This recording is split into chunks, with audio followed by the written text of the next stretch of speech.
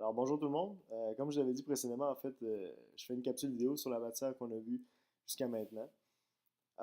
Principalement, cette capsule-là va porter sur le sous-chapitre 1.1 qu'on avait vu dans le chapitre 2, en fait, qui porte sur les ions. Et avant de s'engager dans ce sujet-là, il faut comprendre principalement pour quelles raisons, en fait, les atomes ont tendance à se lier entre eux, à ne pas rester seuls et à toujours avoir une configuration normalement qu'on va dire stable. En fait, c'est que les atomes vont avoir tendance à vouloir s'assembler ensemble. Donc, principalement, une molécule, c'est quoi? C'est un ensemble de deux ou de plusieurs atomes qui sont liés entre eux chimiquement. Donc, si on prend l'exemple, par exemple, de la molécule d'eau, donc on a justement un exemple juste ici. Donc, la molécule d'eau, on va se rendre compte qu'on a d'abord deux atomes, si on veut, d'hydrogène avec un atome d'oxygène. Euh, on constate aussi des charges partielles sur chacun de nos atomes. Donc, l'hydrogène va être positif et l'oxygène va être négatif. En fait, c'est ce qu'on a vu précédemment. C'est la tendance, en fait. L'hydrogène va avoir tendance à laisser partir un électron de valence, ce qui va lui donner une charge positive, alors que l'oxygène va vouloir aller capter des électrons, ce qui va lui donner une charge partielle négative. Donc ça, on va y revenir, inquiétez-vous pas. C'est juste pour vous mettre un petit peu dans le contexte. Ce qui est important de savoir, c'est que les atomes veulent une configuration électronique qui est semblable à celle des gaz nobles, soit qui les suivent dans le tableau périodique ou qui les précèdent. Le but, en fait, des atomes, c'est d'avoir 8 électrons de valence sur leur dernière couche électronique. Donc, donc ça, c'est ce qu'on appelle la règle de l'octet. Bien sûr, il y a des exceptions, donc il y a la règle du doublet aussi. Donc pour certains atomes qui n'ont pas suffisamment d'électrons, ben, ils vont vouloir ressembler au gaz rare qui est plus proche d'eux, c'est-à-dire l'hélium, qui va avoir simplement 2 électrons de valence au lieu de 8 sur sur sa dernière couche électronique. Donc, pour quelles raisons ils veulent ressembler aux gaz rares? C'est parce que les gaz rares sont excessivement stables. Donc, les gaz rares, comme moi j'utilise beaucoup l'appellation, on peut aussi utiliser les gaz nobles. C'est des gaz qui sont très stables parce que justement leur dernière couche électronique, on va dire qu'elle est saturée, c'est-à-dire qu'il y a le nombre maximal d'électrons qu'on peut placer sur cette dernière couche-là. Si on prend l'exemple ici, donc l'hélium, on a 2 électrons de valence, le néon, on en a 8, l'argon, on en a encore 8. Donc, tous les atomes de la dernière colonne du tableau périodique, c'est ceux qu'on appelle les gaz nobles. Et la dernière couche est complètement pleine, donc on ne peut pas rajouter d'autres électrons de valence sur cette couche-là. Si par contre on recule, par exemple, d'une colonne, puis qu'on va à la famille numéro 7, on va voir que dans cette famille-là, c'est pas pour rien qu'on l'appelle la famille numéro 7, c'est parce qu'ils contiennent simplement 7 électrons de valence sur leur dernière couche électronique. Donc, ce qui veut dire que pour ressembler au gaz rare qui est le plus proche, il lui manque un électron de valence. Donc, tous les atomes de la famille qui précèdent, si on veut, les gaz rares ou les gaz nobles, tous les membres de cette famille-là n'ont que 7 électrons de valence, ce qui veut dire qu'il leur en manque un pour devenir stable. Donc, l'exemple qu'on a là, c'est par exemple le fluor, il en manque un pour être stable. Puis si on prend un atome de sodium qui est dans la première famille du tableau périodique, dans la première colonne, on se rend compte que lui, il en a juste un électron de valence. Ce qui veut dire que pour lui, ça va être plus facile de laisser partir un électron de valence au détriment, par exemple, du fluor. Donc, les deux ensemble pourraient avoir si on veut, ils pourraient se lier entre eux pour justement avoir une stabilité. Donc, le moyen le plus simple pour être stable, par exemple pour ceux qui sont dans l'avant-dernière famille ou l'avant-dernière colonne, ça serait de capter un électron de valence pour pouvoir ressembler aux gaz rares qui sont le plus proches d'eux. Donc ça, c'est pour la famille qui est juste avant. Je vais faire les deux extrêmes. En fait, si on prend par exemple la première colonne du tableau périodique, on se rend compte que c'est les alcalins. Les alcalins, eux autres, vu qu'ils sont dans la première famille, ils ont juste un seul électron de valence. Donc, pour eux autres, par exemple, si on prend l'exemple du sodium, il y a juste un électron de valence si vous voyez la dernière couche électronique qui est présent là.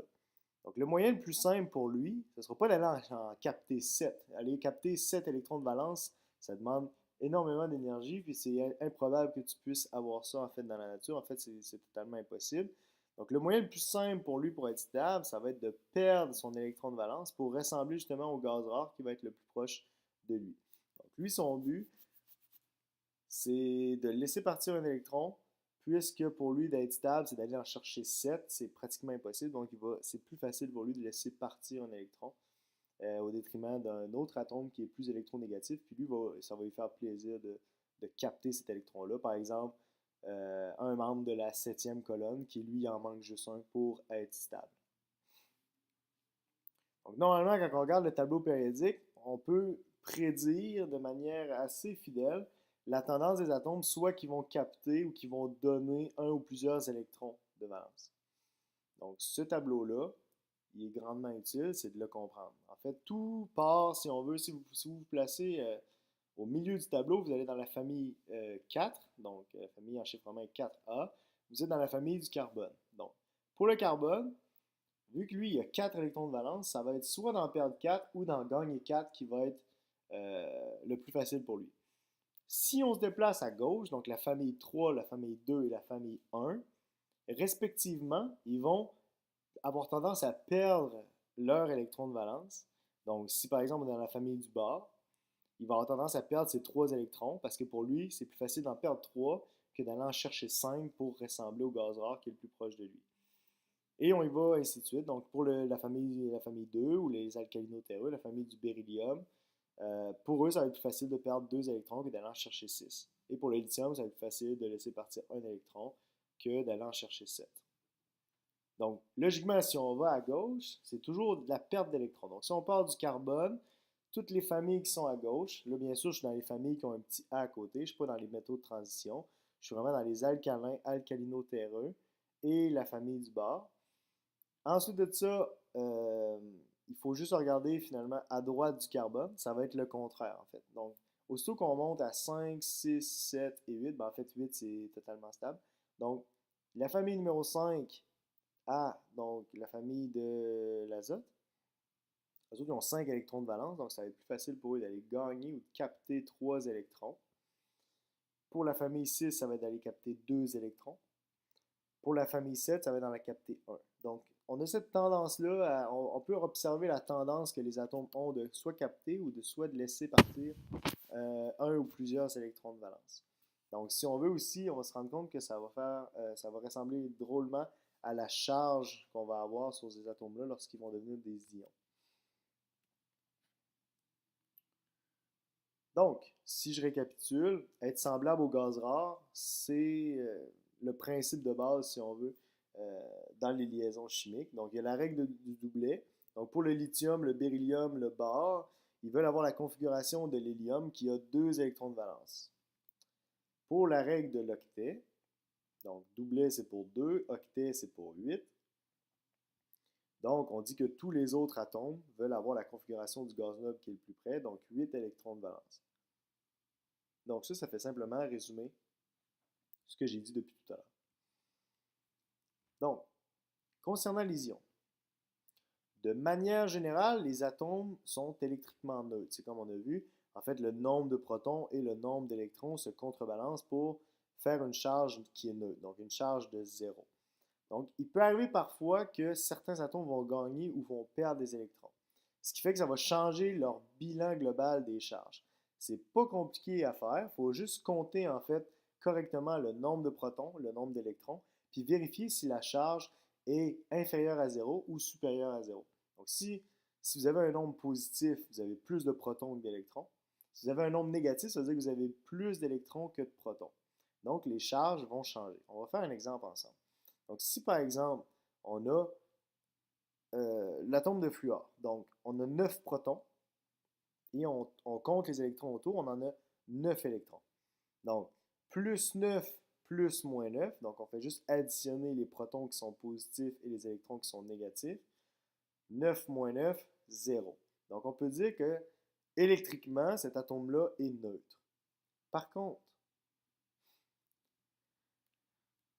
si on a un électron qui est capturé par le fluor, parce que lui, le fluor, ce qu'il aime faire, c'est d'aller capter des électrons, parce que lui, il en manque simplement un pour devenir stable. Donc, pour ressembler au gaz rare qui est juste après lui, il va capter un électron. Donc, si on compte toujours le bilan des charges, on a 9 protons qui sont positifs, puis on a 10 électrons qui sont négatifs, parce qu'il vient d'aller en capter. On le voit sur l'image, il est en vert. Donc, si tu fais plus 9 moins 10, tu as une charge globale de moins 1. Ce qui signifie en fait que tu as un ion négatif parce que tu as plus de charge négative que de charge positive. Donc, tu es un anion. Donc, tu as une charge négative. Donc, jusque-là, pas trop compliqué. C'est le même principe si, par exemple, on a, par exemple, l'atome de magnésium. Donc, l'atome de magnésium, lui, normalement, il a 12 protons, 12 électrons. Il arrive parfois qu'il va perdre ses électrons, il va devenir un ion. Donc, s'il perd ses 2 électrons de valence, on voit électrons perdus, les deux sont plus pâles. Ça veut dire que le nombre de protons, lui, ne peut jamais changer. Donc, on a toujours 12 protons, sauf qu'il vient de perdre 2 électrons. S'il perd 2 électrons, ça veut dire qu'il est rendu 10 moins. Donc, il y a une charge de 10 moins. Donc, 12 plus ou plus 12 plus moins 10, ça fait 12 moins 10. Ça fait une charge de plus 2. Ça veut dire que lui, sa charge globale, sa charge nette, ça va être plus 2. Donc, il va être un cation ou un ion positif. Donc, sa charge est positive, c'est un cation, c'est un ion positif. Donc, ce qu'il faut faire principalement pour comprendre le principe des ions, c'est simplement de calculer la charge globale de ton atome. Donc, tu prends le nombre de protons, tu y additionnes le nombre d'électrons. Si tu as une charge globale négative, tu es un anion. Si tu as une charge globale positive, tu es un cation, tout simplement. Donc, comme j'ai dit, un ion, c'est un atome qui porte une charge électrique à la suite de la perte ou d'un gain d'un ou plusieurs électrons. Donc, aussitôt qu'un atome perd ou gagne des électrons, c'est normal que sa charge ne soit plus de zéro, parce que les protons ne changent pas, mais si on change le nombre d'électrons, c'est sûr que la charge globale va être soit positive, soit négative. Donc, quand tu perds un électron, tu es positif. Quand tu gagnes un électron, tu es négatif. C'est normal parce que tu as plus d'électrons que de protons. Donc, lorsqu'un ion se forme, le nombre de protons ne peut pas changer. Tu n'as pas le droit d'enlever ou d'ajouter des protons. Ça n'arrive pas. C'est impossible. Seulement le nombre d'électrons peut être modifié. Donc, si un atome gagne un ou plusieurs électrons, il devient un ion négatif et on appelle ça un anion. Tandis que si un atome perd un ou plusieurs électrons, il va devenir un ion positif. C'est ce qu'on appelle un cation. Donc, tout ce que tu as à faire, c'est tout ce que tu as à comprendre, en fait, c'est si tu perds un électron, tu es positif. Si tu gagnes un électron, tu es négatif. Tout simplement. Et ça, cette tendance-là, je vous invite à la comprendre dans votre tableau périodique. Donc, la première colonne à l'extrême gauche, la famille des alcalins, tous ceux-là vont avoir tendance à perdre un électron. Dans la deuxième famille des alcalino-terreux, tous les membres de cette famille-là vont avoir tendance à perdre leurs 2 électrons de valence. Donc, ils vont être, pour les alcalins, ça va être plus 1 la charge. Pour les alcalino-terreux, la charge, ça va être plus 2. Après ça, on s'en va à la famille du bord. Donc, la famille du bord, qui est juste en haut ici, on constate que tous les membres de cette famille-là vont perdre 3 électrons de valence. Le carbone, c'est un cas particulier. Il va gagner ou il va perdre des électrons de valence. Soit en gagner 4, soit en perdre 4, tout dépendant avec qui va s'associer. Pour l'azote, lui, il en manque 3, donc sa charge globale va être de 3 moins ou de moins 3. Pour l'oxygène, ça va être 2 moins ou moins 2.